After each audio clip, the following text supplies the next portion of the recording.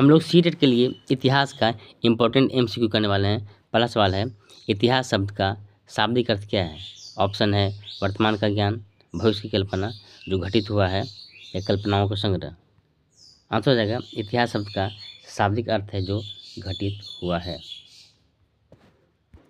अगला सवाल है, इतिहास हमें किसकी जानकारी देता है? अतीत की, भविष्य की, विज्ञान की, भूगोल की। इतिहास हमें जानकारी देता है अतीत की। इतिहास हमें अतीत की जानकारी देता है। अगला सवाल है, इतिहास की जानकारी प्राप्त करने का एक प्रमुख स्रोत क्या है? रेडियो, समाचार, अभिलेख या इंटरनेट। तो इतिहास की जानकारी प्राप्त करने का एक प्रमुख स्रोत है हमारे पास अभिलेख। इसका सही उत्तर हो जाएगा। अगला सवाल है, अभिलेख किस पर लिखे जाते थे? मोबाइल पर, ताड़पत्रों पर, प्लास्टिक पर, किताबों पर। अभिलेख लिखे जाते थे ताड़पत्रों पर। इसका सही उत्तर है। अगला सवाल है हमारे पास, इतिहासकार किसके माध्यम से इतिहास लिखते हैं? धार्मिक किताबों से, पौराणिक कथाओं से, प्रमाणिक स्रोतों से, फिल्मों से। तो इतिहासकार प्रमाणिक स्रोतों से इतिहास लिखते हैं। अगला सवाल है, ब्राह्मी लिपि किस काल की मानी जाती है? आधुनिक, मध्यकालीन, ब्राह्मी लिपि, प्राचीन या समकालीन। तो इसका आंसर हो जाएगा प्राचीन। ब्राह्मी लिपि प्राचीन मानी जाती है। अगला सवाल है, सबसे प्राचीन लिपियों में से एक कौन सी? देवनागरी, ब्राह्मी, रोमन, उर्दू। सबसे प्राचीन लिपियों में से एक लिपि है हमारी ब्राह्मी हो जाएगा। अगला सवाल है हमारे पास, इतिहास में पुरातत्वविद क्या करते हैं? भविष्यवाणी, अवशेषों खुदाई, चित्र बनाते हैं, किंवदंतियाँ लिखते हैं। तो इतिहास में पुरातत्वविद क्या करते हैं?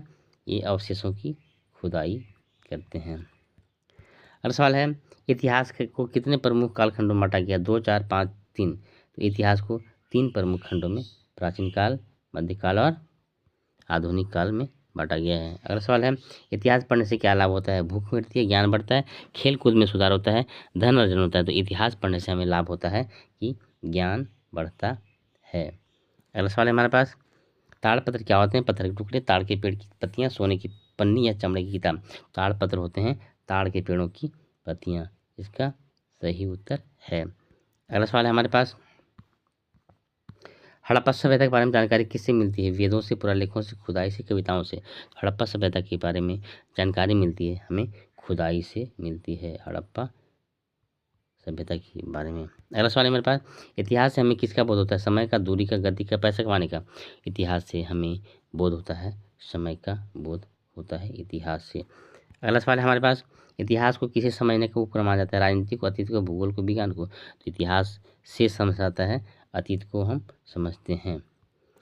अगला सवाल है हमारे पास, ताम्रपत्र किसको उदाहरण है? आधुनिक लेखन, अभिलेख, समाचार या पेंटिंग का।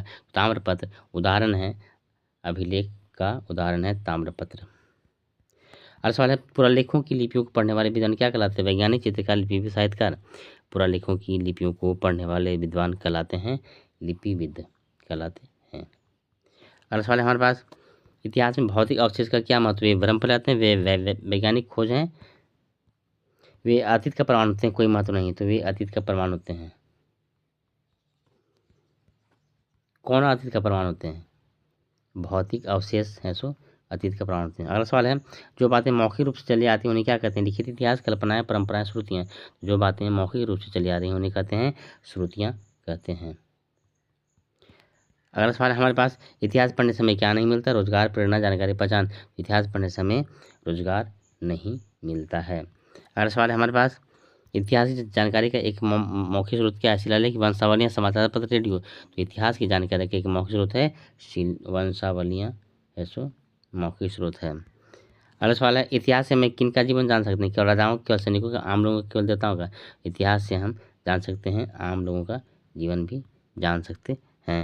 अगला सवाल है, इतिहास की जानकारी कैसे संरक्षित की जाती थी? डिजिटल रूप में, अभिलेखों, ताम्रपत्रों में, चित्रों, फोन पर। तो ये इतिहास की जानकारी हम संरक्षित करते थे अभिलेख और ताम्रपत्र से संरक्षित करते थे। अगला सवाल है हमारे पास, ये इतिहासकारों का कार्य क्या होता है? कहानी लिखना, खोज करना और व्याख्या करना, भाषण देना, राजा बनना। तो इतिहासकारों का कार्य होता है खोज करना और व्याख्या करना।